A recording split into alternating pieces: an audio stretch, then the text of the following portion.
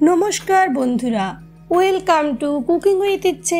आज আমি আপনাদের সাথে এমন একটা রেসিপি শেয়ার করব যা যেমন ভীষণ হেলদি তেমনি এই রেসিপিটা ভীষণ ভীষণ মুখে লেগে থাকার মতো একটা রেসিপি। আজ আমি বানাবো গরম ফুটন্ত জলে ডাল বাটা দিয়ে একটা দুর্দান্ত রেসিপি। আর আপনি ভাবতেও পারবেন না রেসিপিটা কতটা ডেলিশিয়াস আর কত ইজিলি রেসিপিটা বানানো যায়। যদি রেসিপি ভালো লাগে প্লিজ একটা লাইক দিতে ভুলবেন না, কমেন্ট করে জানাবেন যে রেসিপি আপনার কেমন লাগলো। আর যদি কোনো সাজেশন থাকে অবশ্যই আমায় নিশ্চয়ই জানাবেন, শেয়ার করবেন রেসিপি ভালো লাগলে আত্মীয় বন্ধুদের সাথে। আর আমার চ্যানেলে প্রথম দর্শক বন্ধু হলে প্লিজ চ্যানেলটাকে সাবস্ক্রাইব করে আমার পাশে থাকতে ভুলবেন না যেন। আর এমনই নতুন রেসিপি পেতে বেল বাটনটাকে অবশ্যই প্রেস করে দেবেন। তাহলে চলুন আমরা রেসিপি বানানো শুরু করি। রেসিপি বানানোর জন্য এখানে আমি মুসুর ডাল নিয়ে নিয়েছি একটা বড় বাটির 1 বাটি। তবে এই ডালটা আপনি মটর ডাল বা ছোলার ডাল নিলেও হবে। প্রথমেই যে কাজটা করতে হবে সেটা হচ্ছে ডালটাকে 2-3 বার ভালো করে ধুয়ে আমি এখন 2-3 ঘন্টার জন্য ডালটাকে ভিজিয়ে রাখবো। এখন এই ভেজানো ডালটা দেখুন 2-3 ঘন্টা পরে কতটা নরম হয়ে গেছে। এখন এটাকে একটা মিক্সার জারের মধ্যে আমি ট্রান্সফার করে নিচ্ছি, কেননা ডালটা আমি বেটে নেব। তবে আপনি এটাকে শিলবাটাতেও বেটে নিতে পারেন। দেব খুব সামান্য পরিমাণ অল্প জল, তারপর এটার একটা আমি পেস্ট বানিয়ে নিলাম। দেখুন এরকম হবে পেস্টটা। তারপর এটাকে একটা পাত্রের মধ্যে আমি ট্রান্সফার করে নিচ্ছি। তবে একবারে আমি ডালটাকে বাটতে পারিনি, আমি আরও একবার ডালটা নিয়ে নিয়েছি। আর এইবার আমি কিন্তু অল্প জল না দিয়ে জাস্ট শুধুমাত্র ডালটাকেই বেটে নেব। আর এই পর্যায়ে ডালটাকে আমি একটু মোটা করে পেস্টটাকে বানিয়েছি। দেখুন এরকম হবে। এখন একটা কড়াইয়ের মধ্যে আমি খানিকটা জল বসিয়ে দিয়েছি, জলটা ভালো করে ফুটিয়ে নিতে হবে। ততক্ষণে আমি চলে যাচ্ছি ডালটার বাকি প্রসেসে। দিয়ে দিলাম পরিমাণ মতন নুন আর দেব পরিমাণ মতন হলুদ। এই রেসিপিটাতে একেবারে আপনার কিচেনে যা ইনগ্রেডিয়েন্টস আছে তাই দিয়ে রেসিপিটা বানানো যাবে। আর গরম ভাতের সাথে এটা হলে আর জাস্ট কিছুই লাগবে না। এখন ভালো করে এরকমভাবে ডালটাকে ফেটিয়ে নিতে হবে। আমি যেহেতু মিক্সারে এটাকে গ্রাইন্ড করেছি তাই 5-7 মিনিট এনাফ ফেটিয়ে নেওয়া। তবে আপনি যদি শিলবাটাতে এটাকে বেটেছেন তাহলে কিন্তু আর অল্প বেশি সময় এটাকে ভালো করে ফেটিয়ে নিতে হবে। এখন দেখুন জলটা আমাদের কি সুন্দরভাবে ফুটে গেছে। এখন আমরা পরবর্তী স্টেপে চলে যাচ্ছি। দিয়ে দিচ্ছি গরম জলের মধ্যে এখন আমাদের ডাল বাটাটা দিয়ে অল্প একটু সময় ওয়েট করবেন যাতে সেট হয়ে যায়। তারপর নেক্সট আপনি আরও একটা এরকমভাবে ফেলে দিন। আর চিন্তা করবেন না জলে কিন্তু একেবারে গুলে যাবে না, অল্প সময় পরেই কিন্তু এটা শেপ নিয়ে নেবে। আর আঁচটা এই পর্যায় থেকে একেবারে কম করে দিতে হবে। আর যখন আপনি এই কাজটা করবেন তখন কিন্তু অবশ্যই একটা বড় পাত্রের মধ্যে এই ডাল বাটাটাকে আপনি ফোটাবেন, না হলে কিন্তু একবারে আপনার পুরো ডালটা সেদ্ধ হবে না, সেই ক্ষেত্রে সময়টা বেশি লাগবে। আর অবশ্যই ডাল বাটাটা দিয়ে কিন্তু কড়াইটাকে নড়াতে যাবেন না, কিছু সময় একেবারে এরকমভাবেই রেখে দিতে হবে, তবেই কিন্তু ডালগুলো ভালো করে সেট হবে। দেখুন কিছুক্ষণ পরে দেখেই বুঝতে পারছেন এগুলো কিন্তু শেপ নিতে শুরু করেছে। এখন লো ফ্লেমে এটাকে বেশ খানিকক্ষণ ভালো করে কিন্তু ফুটিয়ে নিতে হবে। তো আমি অন্যদিকে গ্যাসের এটাকে ট্রান্সফার করে নিলাম। আর দেখুন এরকম কিন্তু শেপ নিয়ে নিয়েছে। এখন এই পাশেও বসিয়ে দিয়েছি অন্য একটা কড়াই। যতক্ষণে ওটা সেদ্ধ হচ্ছে ততক্ষণে আমরা কড়াইয়ে বেশ খানিকটা তেল গরম করে নিচ্ছি।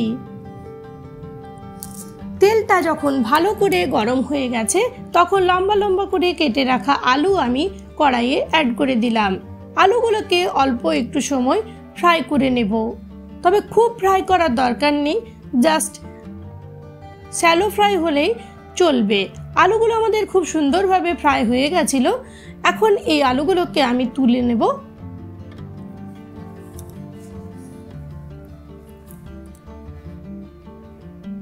তবে আপনি এই রান্নাটা সেদ্ধ আলু দিয়েও কিন্তু করতে পারেন, সেটারও স্বাদ কিন্তু কম টেস্টি হবে না। এখন এই তেলের মধ্যেই দিয়ে দিলাম ছোট চামচের 1 চামচ গোটা জিরে, একটা তেজপাতা, শুকনো লঙ্কা একটা। ভালো ফ্লেভার বেরিয়ে আসার পর দিয়ে দিলাম মিডিয়াম সাইজের একটা পেঁয়াজ। পেঁয়াজটাকে অল্প একটু সময় ধরে ভালো করে ফ্রাই করে নেব।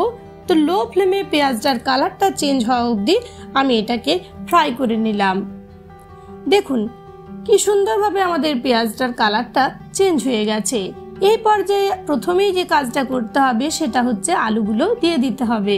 তার সাথে দিয়ে দিলাম একটা টমেটো আর দেব একটা কাঁচা লঙ্কা। তবে আপনি ঝাল যেমন খাবেন সেই অনুপাতেই কিন্তু লঙ্কাটা দেবেন। দিলাম বড় চামচের 1 চামচ রসুন বাটা, ছোট চামচের 1 চামচ আদা বাটা, হলুদ পরিমাণ মতো, জিরের গুঁড়ো ছোট চামচের 1 চামচ, ধনের গুঁড়ো ছোট চামচের 1 চামচ। এই গরমে একেবারে কম তেল মশলায় আজকের রেসিপিটা তৈরি হবে, তাই মশলাগুলো আমি অনেক কম পরিমাণে এখানে ইউজ করছি। দিয়ে দিলাম পরিমাণ মতো নুন। এখন ভালো করে মশলাটা কিন্তু কষিয়ে নিতে হবে। কম আঁচে যতক্ষণ না টমেটোটা নরম হয়ে যায় ততক্ষণ আমি ভালো করে এটাকে কষিয়ে নিচ্ছি। দেখুন টমেটোটা আমাদের নরম হতে শুরু করেছে। আর এদিকে আমাদের ডালটাও কতটা ঘন হয়ে গেছে, আর এগুলো কিন্তু একেবারে মুইঠা বা বড়া শেপ নিয়ে নিয়েছে। এদিকে মশলা কিন্তু কড়াইটা থেকে আলাদা হতে শুরু করেছে। আরও খানিকক্ষণ আমি এটাকে কষিয়ে নেব যাতে মশলাটার থেকে খুব সুন্দর একটা গন্ধ বেরিয়ে আসে। দেখুন আমাদের এই মশলা কিন্তু কড়াই ছেড়ে দিতে শুরু করেছে। এই পর্যায়ে আমি এই ডালটা এখানে অ্যাড করে দিলাম। আর দেখেই বুঝতে পারছেন এগুলো খুব সুন্দরভাবে শক্ত হয়ে গেছে আর শেপও নিয়ে নিয়েছে। শুধু আমি যে বড়াগুলো দেবো সেটা না, এটার মধ্যে যে লিকুইড ব্যাপারটা আছে সেটাও এটার মধ্যে আমি অ্যাড করে দেব। তাই এই কারিটা অনেকটাই ঘন হবে, কেননা এটা কিন্তু ডাল আর জলের একটা মিশ্রণ রেডি হয়ে গেছে। আর ভীষণ এটা হেলদি একটা রেসিপি, বাড়ির বাচ্চা থেকে বড় সবাই এই রেসিপিটা খেতে পারবে এমন একটা রেসিপি আজকের রেসিপি। আমি নুনটাকে একটু ব্যালেন্স করার জন্য আরও একটু নুন এটার মধ্যে দিয়ে দিলাম। তারপর কড়াইটা ধুয়ে আরও খানিকটা জল এটার মধ্যে অ্যাড করে দেব আর আলতো হাতে এটাকে অল্প একটু ভালো করে নাড়াচাড়া করে নিচ্ছি। তারপর এটাকে বেশ খানিকক্ষণ আমি এখন ফুটিয়ে নিয়েছি, মোটামুটি 5-7 মিনিট। 5-7 মিনিট পরে দেখুন কি সুন্দর কালারটা চলে এসছে, দেখেই বোঝা যাচ্ছে কতটা লোভনীয় হয়েছে রেসিপিটা। এখন উপর থেকে দিয়ে দেব 1 চামচ ঘি, দিয়ে দেব 1 চামচ গরম মশলার গুঁড়ো। তারপর সমস্ত ইনগ্রিডিয়েন্টস ভালো করে একটু আমি আলতো হাতে মিশিয়ে নিয়েছি।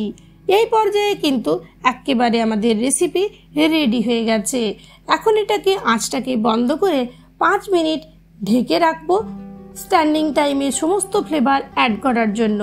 তারপর আর কি গরম ভাতে জাস্ট একটা ভর্তা, অল্প চাটনি বা শুধুমাত্র এই রেসিপিটা দিয়েই আপনি সার্ভ করতে পারেন।